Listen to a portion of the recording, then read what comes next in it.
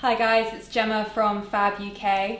I'm here with one of the world's top leading animation artists with over 20 years experience, Tim Allen. Hi. Tim, you've worked on numerous TV commercials, TV series, short films, feature films, including Corpse Bride.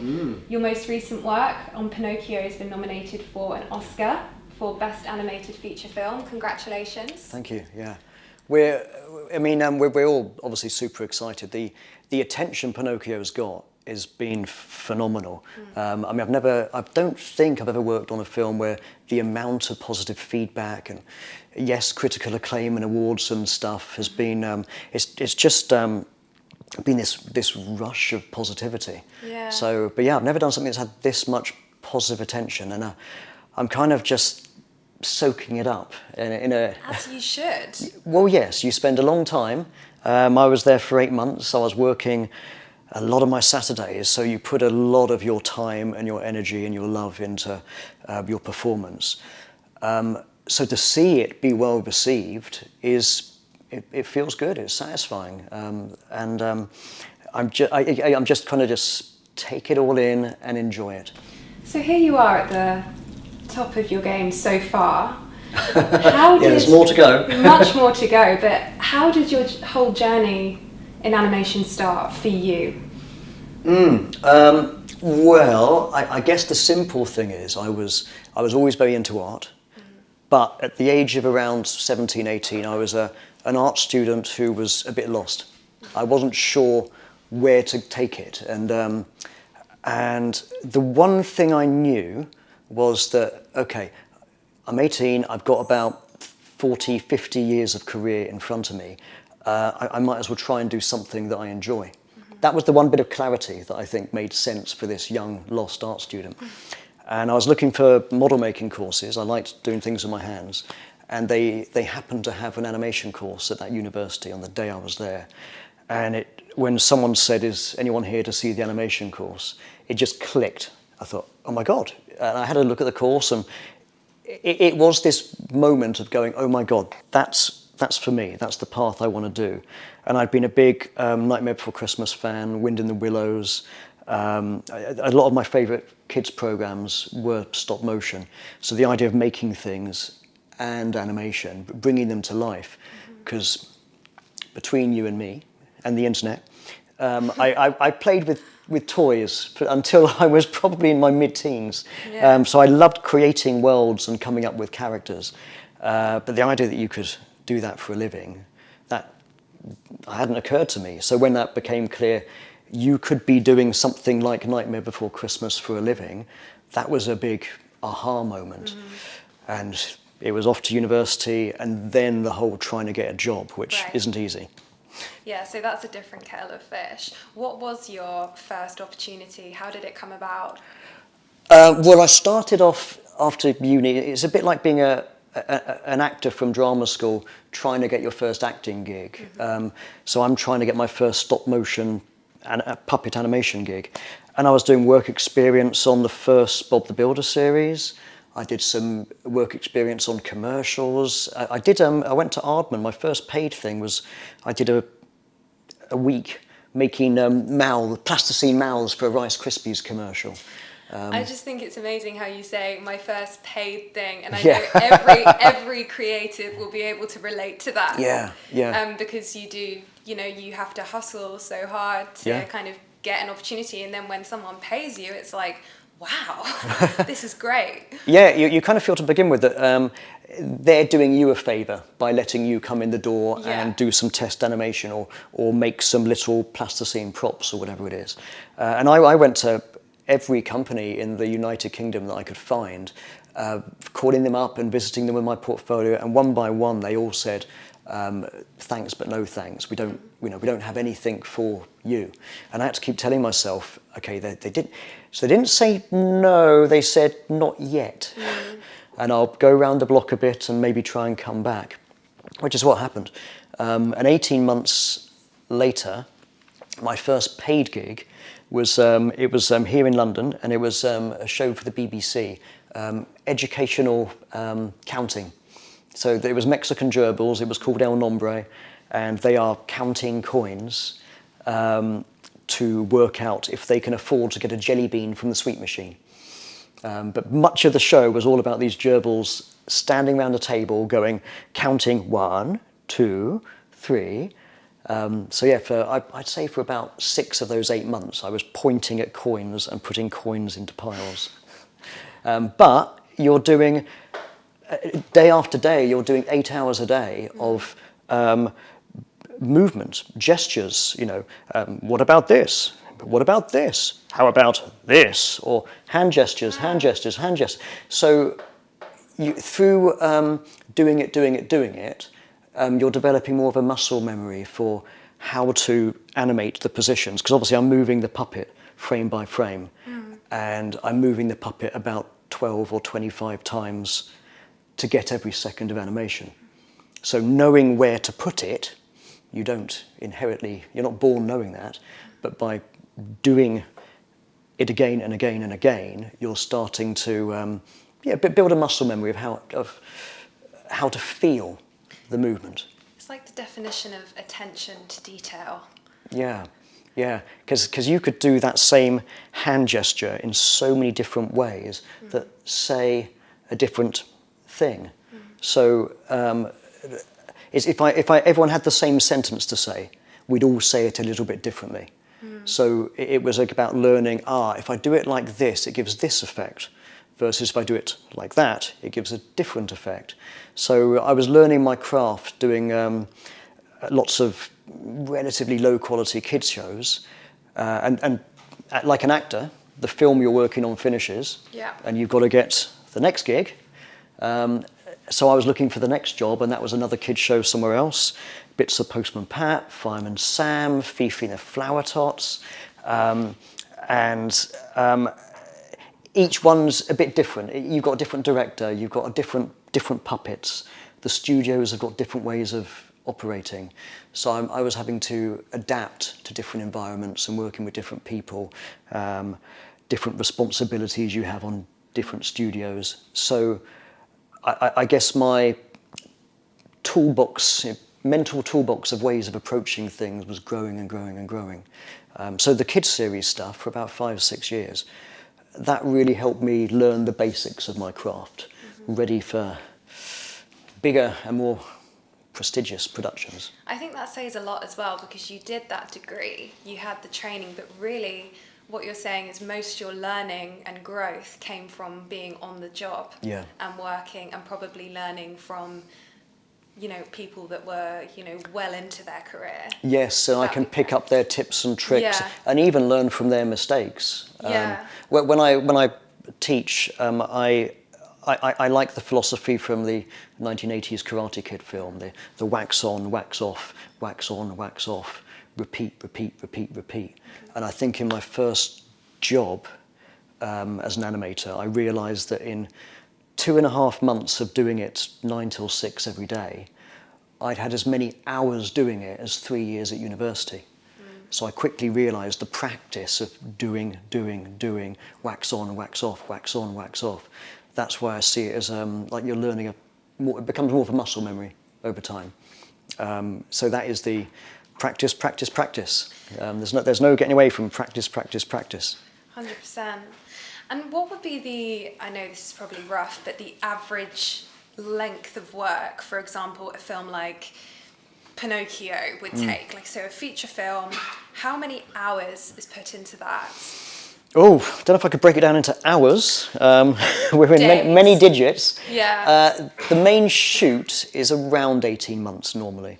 And they'll start off with animation director, a supervisor, a couple of lead animators who are developing the characters. Then as more puppets are being made and more sets, they'll expand the number of animators. Effectively, your factory is getting a bit bigger in terms of how many units. Or that would be a unit's like a set where you've got the woods, or you've got like Corpse Bride, you've got the woods, you've got the Land of the Dead pub, you've got outside the Vanderhort mansion. They're all different sets, and you could have a different animator on each one, and you might expand to about 25, 30 animators. And so the bulk of the production will be about a year. So it kind of ramps up, and then it might, towards the end, it kind of fizzles out because you've all the shots in the woods are done, all the shots in the Land of the Dead pub are done. So some of them will go over a little bit. So it starts with a few people, it's lots of people, then it goes down to just a few, and that's about 18 months, that whole process. And of course, before that, they're recording voices, getting the studio ready, and after that, they've got the post-production and editing and sound and grading. And what keeps you kind of inspired and motivated, like in your career? Like, what keeps you throughout that whole filming process? What keeps you, focused? Well, at its heart, what I'm doing is storytelling. Yeah. And by storytelling, I've got that there's some practical things that I need the audience to see. They need to, the story has to play out in terms of beats. So you would say something, I'd react, and then you'd react to my reaction. I've got to time that out to guide the audience's viewing experience. But the other side of it is the emotional side. So what do people need to feel in this moment? So I've got to feel what the character feels, and I've got to get the audience on board with being in that moment too.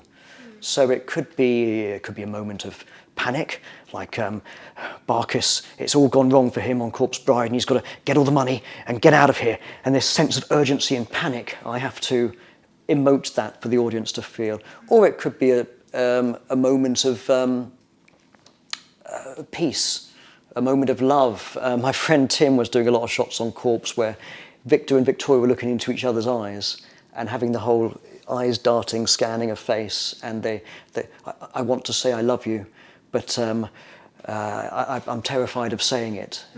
So you've got to feel that, and you emote it through the characters. And you have to that's why your muscle memory's got to be good enough that you're able to do it kind of in an instinctive way. Because if you start questioning yourself too much, you can lose being there in the moment with the characters, I suppose. Yeah. So it's we're very much performers and storytellers. That's the job. And in terms of what keeps me going, I mean, that's the goal. But equally, I know I do a cool thing for a living. I remember that 18-year-old me that wanted to enjoy what he does. And it's long hours. It can be stressful. And so you do need to remind yourself you're lucky to be there. And this is a really cool moment in your career. And there's been so many times, like being on Corpse Bride the first time and thinking, oh my God, I was a Nightmare Before Christmas fan, and I'm here doing the next Tim Burton film. Pinch me moments. Yeah, exactly. And if you're not doing that, I think that's a shame, because I think it's worth again soaking up those good bits, doing things like Shaun the Sheep or Creature Comforts, and going, oh my God, I'm animating Shaun. I love that program. Or Postman Pat and Fireman Sam. I watched them when I was a kid. So to do the remakes later, again, I keep trying to remind myself the pinch me thing. Because if you're there and you're tired and you're having a good whinge, then which we all need sometimes, what's the point? I want to enjoy it. I'd love to touch on a short film that you animated called Nobody is Normal, which was Childline's mental health awareness campaign. Could you tell us about that? Yeah, that was, I love that film. My friend Catherine Prowse, who was, she was looking to direct a project to try and really give her portfolio a boost as a director. And she was about to get going on it when the pandemic hit. So she made all the puppets and sets at home in the first wave. And it's very appropriate because with the pandemic hitting, of course, levels of anxiety and people questioning themselves and mental health rocketed. It did, yeah. And because the film at its heart is about how we all wear a mask, or we try and pretend to be something that wish we could be, but we're scared of showing who we really are. And it's a simple message, I think, really well done about learning it's okay to be who you are. Yeah. But Catherine tells it beautifully. So it's really lovely to work with her and try and help her make the film the best it could be, because in terms of emoting the feelings that you need to be sympathetic to the anxiety that we all feel inside, or everyone gets anxiety, and we suffer from it to different levels. But I really needed to show the audience what the characters are feeling in a very short period of time, because the shots are very short. So it's a minute long, and each shot's maybe 1.5 seconds, 2 seconds long, and I've got to get the emotion across in that very small window. So it was quite a challenge, but when it's a really beautiful project, you want to make it the best you can, and I wanted to help Catherine give the story that she was trying to say. She deserved it, and it. Thankfully, the social media reaction is, I think, it's brilliant. I mean, I've seen it, and it is definitely worth a watch. Where can people catch it? On Instagram? Or? I think it's on Vimeo. It's on YouTube. Nobody is Normal, directed by Catherine Prowse, and produced by Blink Inc. And it's got Radiohead's Creep as the soundtrack, which they let us use, which is awesome. You also worked on Salvation Has No Name, which illustrates a very current topic of the refugee crisis. Yeah. Could you tell us a bit about that one? Yeah, well, again, this one was written long before the war in Ukraine, and obviously we're having earthquakes now in Turkey, but the whole concept of refugees and xenophobia, this was written long before these very current issues. Obviously, those are not new issues.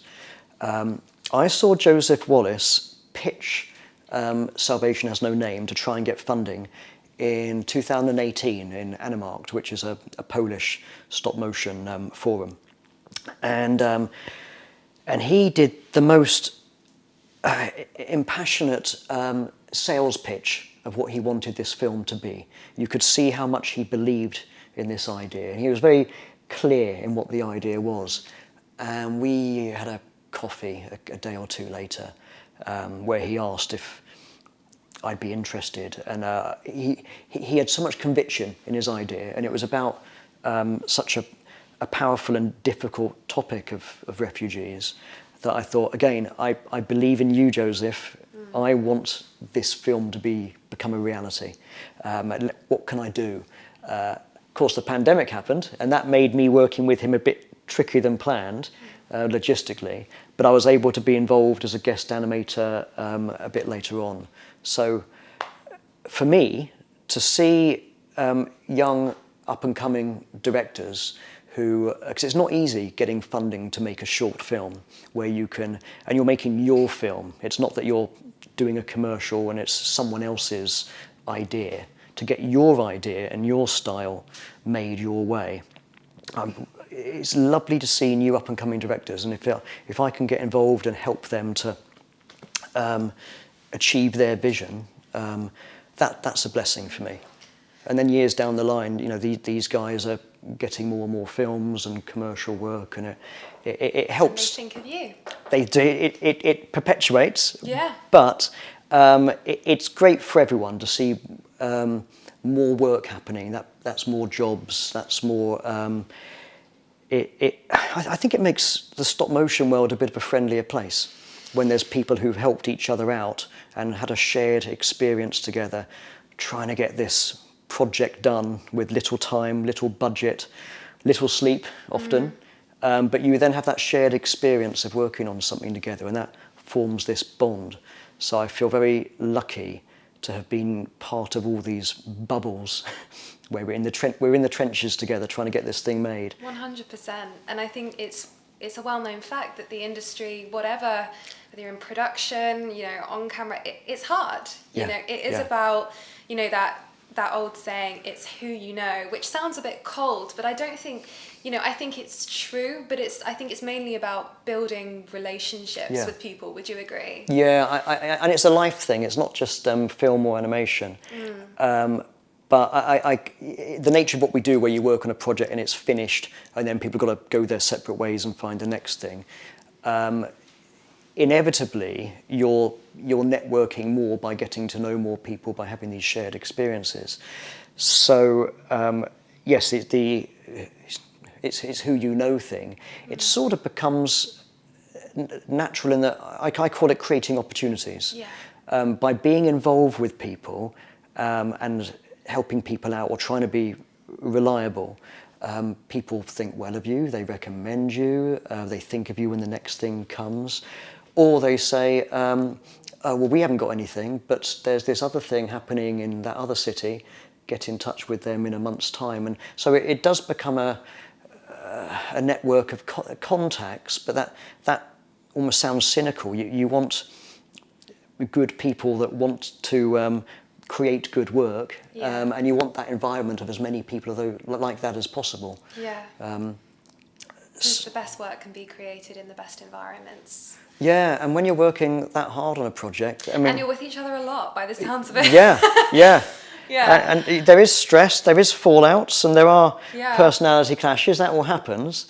But when you're spending that much time together, like any job, you want to try and make that a fun, enjoyable, satisfying experience. That's my goal. It doesn't always happen, but. And I know something that's really important to you is giving back to the local community as well through your animation talents. Can you talk to us a bit about the workshops that you do? Yeah, who would have thought? It's well, what I mean by that is I went to university and then started doing this to try and become an animator and work on films. I never considered that years later, doing animation with people, it could be like an arts and crafts workshop, or it could be making a film with people who are just members of the public, for example. It could bring people together, and it's just a fun, happy, enjoyable interaction with people.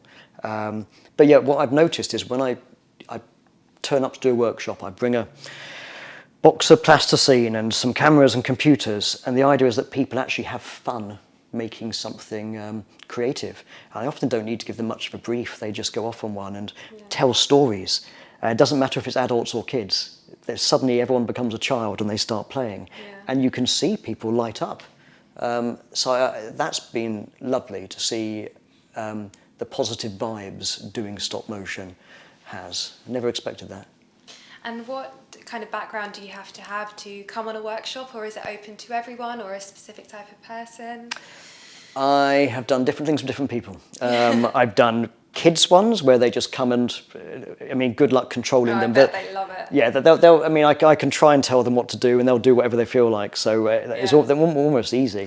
I've done corporate ones where there's it's done as a team building day, where I'll give them a little exercise to try and communicate something. And again, they get very juvenile as well. I think people see the puppets and they become kids. Start acting like toddlers. Yeah. What goes on in those workshops? You always get characters fighting. The adult ones have more adult behaviour as well. So I'll leave it there. And the other ones, more mentoring, people that want to be animators, and they want to learn genuine performance skills, or I find a lot of people need help with making the human body move in a more natural way.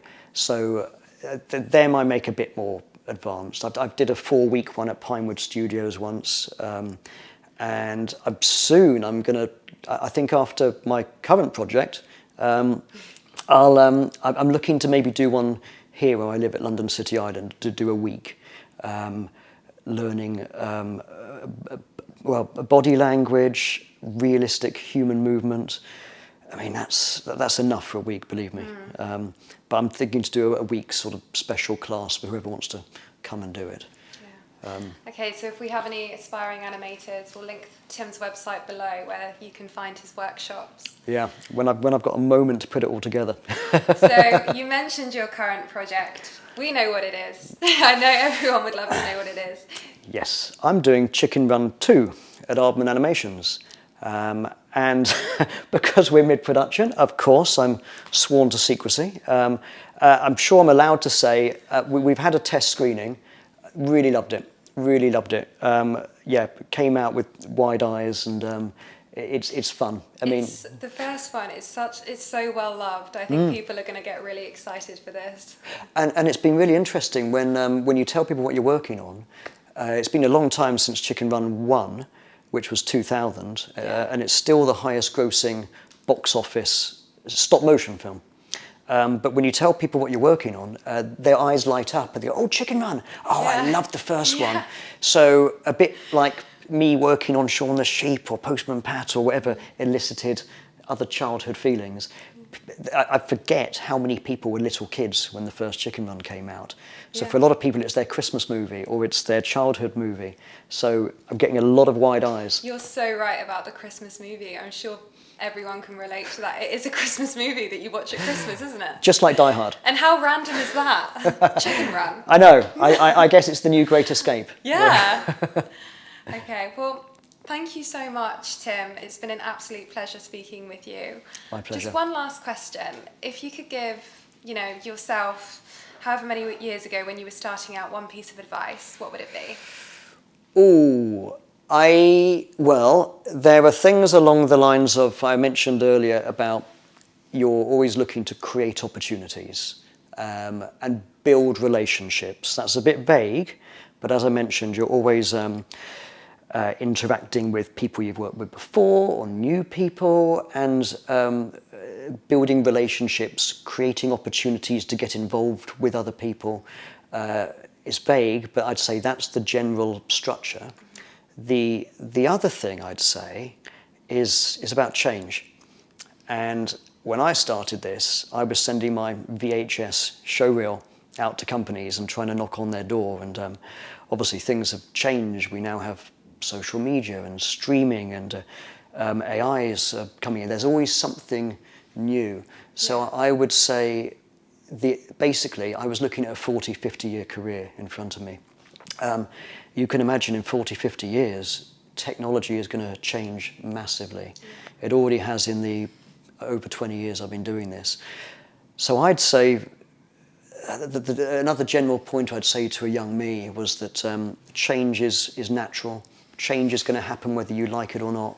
So I would be interested and even excited by change. Keep looking for what's coming next, and how can I flex my career to go with that? Yeah. Resisting it is only going to put you more and more in the past.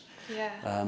Because it's out the comfort zone, isn't it? And that's where you grow, I think, just in life in general. Yeah, and I think all those years of me having to go to different studios, project to project, I was having to adapt and go out of my comfort zone each time. So I would really encourage people to get used to intentionally going outside of their comfort zone. Look for the new challenge. Look for the thing that you're not quite sure how to do, because that's where you're learning something new. Yeah. If you're doing the same sort of thing every day and you're comfortable with that, you're not growing. So going outside your comfort zone, seeking new challenges, seeking change is exciting. You're moving forward, you keep learning, and you're progressing. And that's the way I want my career to keep going. 100%. There we go. So do not fear change in anything. Thank you so much, Tim. It's been so amazing speaking with you. Thank you for everyone watching at home, and we'll link Tim's socials below where you can carry on following his journey. Thank you.